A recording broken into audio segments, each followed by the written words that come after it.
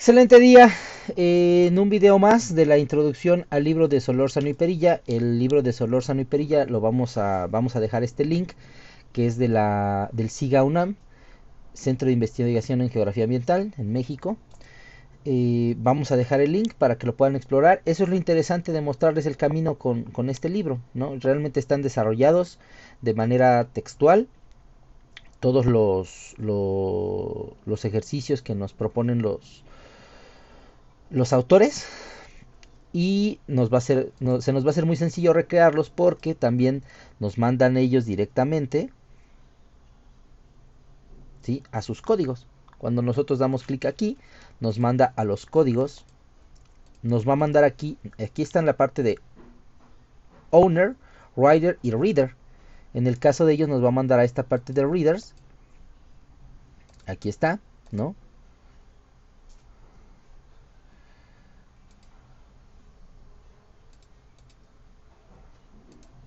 En la parte del manual. 0, 1, están por la manera en la que se asignan los lugares, están desubicados algunos números, pero aquí están todos los ejercicios. ¿Sí? Los que hemos revisado hasta el momento son el 1, el 2, por supuesto el 3, ya llegamos hasta los diccionarios, 3, 4, es con el que vamos a empezar el día de hoy, ¿sí?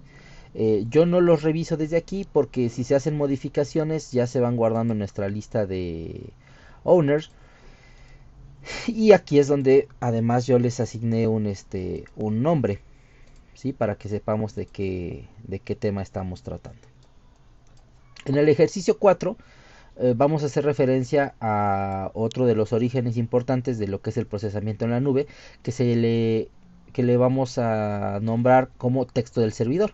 Esta es una cadena de texto del lado del cliente. Se declara la variable, se define como cadena 2.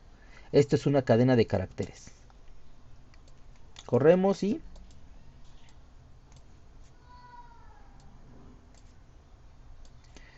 esto está evaluado en el servidor porque la doble E lo vincula a Google Engine. Esto es una cadena de caracteres, ¿sí? Esta es una cadena de caracteres. Esto lo estamos prácticamente procesando en nuestro ordenador. Y cuando nos vamos aquí a variable, declaramos variable, designamos el nombre o definimos el nombre, cadena del servidor, igual a string cadena 2, ¿sí? La volvemos aquí en nuestro paréntesis lo que estamos haciendo es llamar a nuestra cadena 2.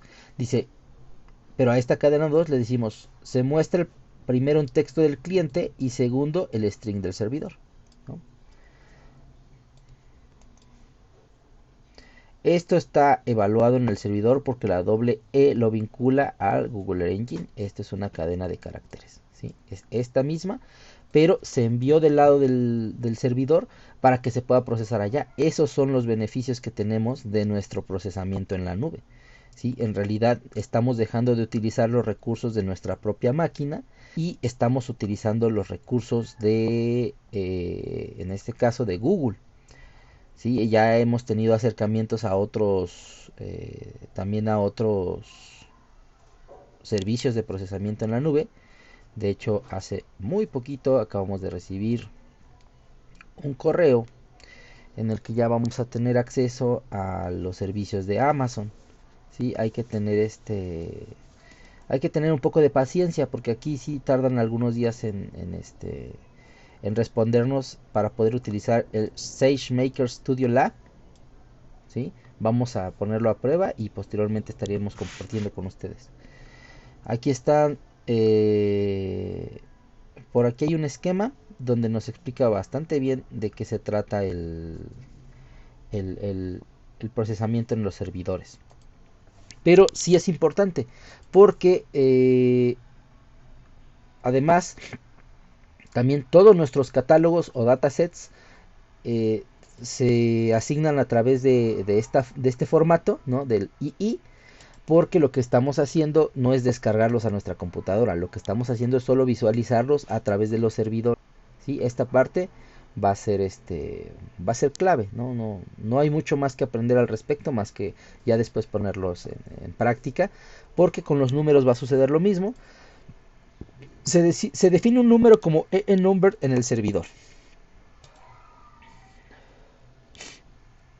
El number es 2022, ¿sí? Vamos a cambiarlo por 2023 porque ya estamos en el 2023. Y luego decimos, aquí se convierte el texto del lado del cliente a un string del lado del servidor. Se muestra primero un texto del cliente y el segundo number del servidor, ¿sí? Este es del lado de nosotros, número del servidor, es el número como un objeto number del lado del servidor, ¿sí? Aquí como no tenemos string, solamente la función print, entonces tenemos que aquí este 2023 fue procesado del lado del servidor, y esta frase es el número como un objeto number del lado del servidor, se procesó como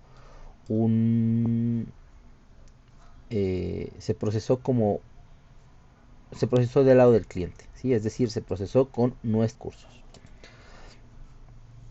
Vamos a no, y vamos a guardar porque modificamos de 2022 a 2023.